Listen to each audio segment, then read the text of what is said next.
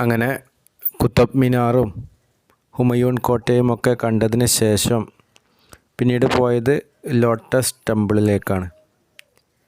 ഒരു താമര രൂപത്തിലുള്ള ഒരു ടെമ്പിള്. ആ ടെമ്പിളിൻ്റെ അടുത്തേക്ക് കുറച്ച് ദൂരം നടന്ന് വേണം അവിടേക്ക് എത്താൻ. ആ നടക്കുന്ന വഴിയൊക്കെ വളരെ മനോഹരമായിട്ട് രണ്ട് ഭാഗങ്ങളിലും നല്ല മനോഹരമായ ചെടികളും മരങ്ങളും ഒക്കെ വെച്ച് പിടിപ്പിച്ചിട്ടുണ്ട്. കാണുമ്പോൾ തന്നെ വലിയ ഒരു സന്തോഷം തോന്നുന്ന രൂപത്തിലുള്ള ഒരു കാഴ്ച തന്നെയാണ്. ആകെ ഒരു പച്ചപ്പും അതുപോലെ നടപ്പാതകൾ വൃത്തിയായിട്ട് കല്ലൊക്കെ പതിച്ച് അടിപൊളിയാക്കി വെച്ചിട്ടുണ്ട്. രണ്ട് വശങ്ങളിലുള്ള മരങ്ങളുടെ ഒരു പ്രത്യേക ഷേപ്പുകളും ഒക്കെ കാണുമ്പോൾ തന്നെ വളരെ വലിയ ഒരു സന്തോഷം തോന്നുകയാണ്. ഒരു കൺകുളിർമ, പ്രത്യേക ഒരു അനുഭൂതി ആ കാഴ്ച കാണുമ്പോൾ നമുക്കുണ്ടാവും.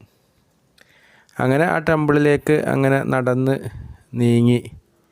നല്ല പൊള്ളുന്ന വെയിലാണ് എങ്കിലും നല്ല കാഴ്ചയിലെ മനോഹാരിത കൊണ്ട് നമ്മൾ അങ്ങോട്ട് പോയി.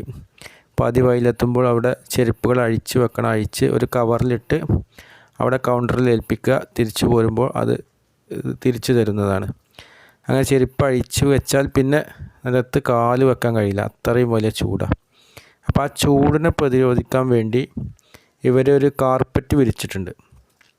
ഒരു ഏകദേശം ചകിരിയുടെ രൂപത്തിലുള്ള ഒരു കാർപ്പറ്റ്. ആ കാർപ്പറ്റിലൂടെ നടന്നു പോകുമ്പോൾ നമ്മുടെ ചൂട് നമ്മുടെ കാലിനെ ബാധിക്കില്ല.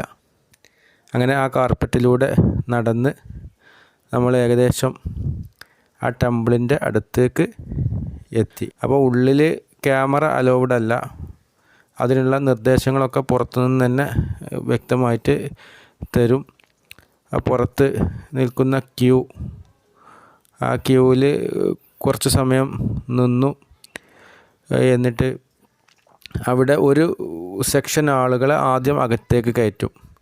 അവർ മൊത്തം എല്ലാവരും ഒരു 5 മിനിറ്റ് അതിനുള്ളിൽ പ്രവേശിച്ചതിന് ശേഷം പിന്നെ ബാക്കിയുള്ള ആളുകളെ പ്രവേശിപ്പിക്കുക. അതാണ് അവിടുത്തെ രീതി. അങ്ങനെ ഉള്ളിൽ കയറി. ഉള്ളിൽ പ്രത്യേകിച്ച് കാഴ്ചയൊന്നുമില്ല. ഒരു വലിയ ഹാള്, കുറച്ച് ബെഞ്ചും ഡെസ്കും ഇട്ടിട്ടുണ്ട്.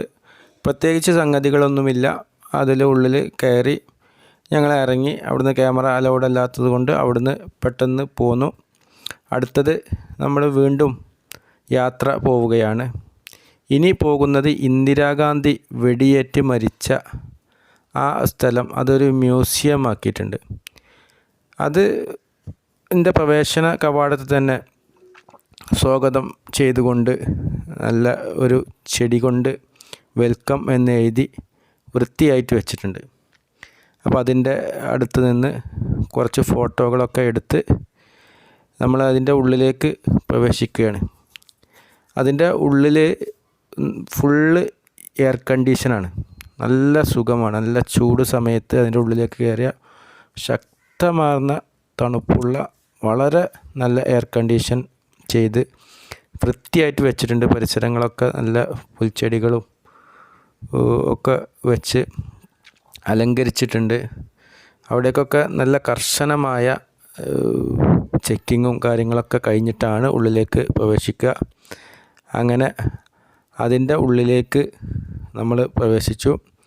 അവിടെ ഉള്ള കാഴ്ചകൾ എന്ന് പറഞ്ഞാൽ ഇന്ദിരാഗാന്ധിയും അവരുടെ ചെറുപ്പകാല ഫോട്ടോകളും അവരുടെ ഒരുപാട് ചരിത്ര സ്മരണകൾ ഉള്ള, അവർ വെടിയേറ്റ് വീണ ആ സമയത്ത് ധരിച്ചിരുന്ന സാരി, ചെരുപ്പ്, ബാഗ്, അങ്ങനെ ഒരുപാട് അവരുടെ പത്രവാർത്തയിൽ വന്ന സംഗതികൾ എന്ന് വേണ്ട അവരുടെ ചരിത്ര സംഭവങ്ങൾ മുഴുവൻ ആ മ്യൂസിയത്തിലുണ്ട്. അവിടെ ആളുകളെല്ലാവരും അത് വായിച്ച് സാവധാനം മനസ്സിലാക്കിയിട്ടാണ് പോകുന്നത്. അങ്ങനെ കുറേ സമയം അതിനുള്ളിൽ ചെലവഴിച്ചു.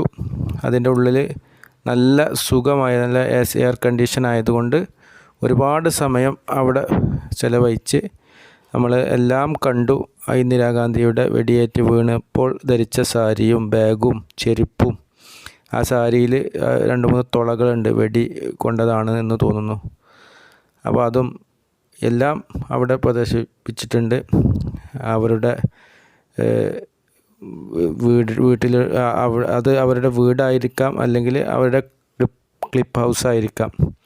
അവിടെ ഒരുപാട് ഫർണിച്ചറുകളും എല്ലാം അതേ രൂപത്തിൽ തന്നെ ഇന്നും രാജകീയ പ്രൗഢിയിൽ തന്നെ എന്ന് പറയാവുന്ന രൂപത്തിലുള്ള ഫർണിച്ചറുകളും കാര്യങ്ങളും അവർ നടത്തിയ ഓരോ മീറ്റിങ്ങുകളുടെ ഫോട്ടോകളും അവരുടെ വസ്ത്രങ്ങളും അവരുടെ കുടുംബത്തിൻ്റെ ഫോട്ടോകളും അവരുടെ ചെറുപ്പകാല ഫോട്ടോ, അന്നത്തെ കമ്പ്യൂട്ടറും ചെരുപ്പും എന്ന് വേണ്ട എല്ലാം നമ്മുടെ ഒരു ധീര വനിതയുടെ ഓർമ്മക്ക്. അത് കഴിഞ്ഞ് അവിടെ നിന്ന് ഇറങ്ങി ഇനി കാണേണ്ടത് ഇന്ത്യ ഗേറ്റാണ്. ഇന്ത്യ ഗേറ്റിലേക്ക് നമ്മൾ പോവുകയാണ്. ഇന്ത്യ ഗേറ്റ് അവിടേക്ക് പോയി ഇന്ത്യ ഗേറ്റ് കുറച്ച് അകലെ നിന്ന് മാത്രമേ കാണാൻ സാധിക്കുള്ളൂ. അകലെ നിന്ന് ഫോട്ടോകളും വീഡിയോകളും ഒക്കെ എടുത്ത് അതിൻ്റെ അടുത്ത് വളരെ വലിയ സെക്യൂരിറ്റി ഉണ്ട്, അടുത്തേക്ക് പോകാൻ സാധിക്കുകയില്ല.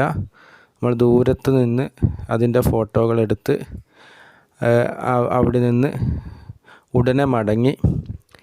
ഇനി നമുക്ക് പോവേണ്ടത് ഒരു ഗാർഡനിലേക്കാണ്. ആ ഗാർഡനിലേക്ക് പോകുന്നതിന് മുമ്പ് നമ്മൾ ഭക്ഷണമൊക്കെ കഴിച്ച് ഒക്കെ റെഡിയായി ഇനി ഗാർഡനിലേക്കുള്ള യാത്രയാണ്. അപ്പോൾ ഗാർഡൻ ആകുമ്പോൾ കുട്ടികൾക്കൊക്കെ ഒരു ഉല്ലാസവും സന്തോഷവും ഒക്കെ ലഭിക്കും. ഏകദേശം ചൂടൊക്കെ ഒന്ന് അമർന്നിട്ടുണ്ട്. അങ്ങനെ ആ ഗാർഡനിലേക്ക് പ്രവേശിച്ച് കുട്ടികളോടൊക്കെ ആ ഗാർഡനിൽ ആർമാദിച്ച് കളിക്കാൻ അവരെയൊക്കെ സ്വതന്ത്രമായിട്ട് വിട്ട് നമ്മൾ ഒരു സ്ഥലത്ത് വിശ്രമിക്കാനിരുന്നു. ഒരുപാട് മനോഹരമായ പച്ചപ്പ് നിറഞ്ഞ ഒരുപാട് പൂക്കളും ചെടികളും ഒക്കെ ഒരു ഭാഗത്തുണ്ട്. ഒരു ഭാഗത്ത് ഒരു മൈതാനം പോലെ പച്ച പുല്ലുകൾ പാകിയ ആ പുല്ലുകളെല്ലാം വെട്ടിയൊതുക്കിയതൊക്കെ ഒരു ഭാഗത്ത് കൂട്ടി ഇട്ടിട്ടുണ്ട്. കുട്ടികളൊക്കെ വളരെ സന്തോഷത്തിൽ അവിടെ ആസ്വദിച്ച് കളിക്കുകയായിരുന്നു. കളിച്ച് അങ്ങനെ ഗാർഡനിൽ ഇനി അത്യാവശ്യ സമയം ചെലവഴിച്ച് നമ്മൾ ഇന്നത്തെ യാത്ര അവസാനിപ്പിക്കുകയാണ്.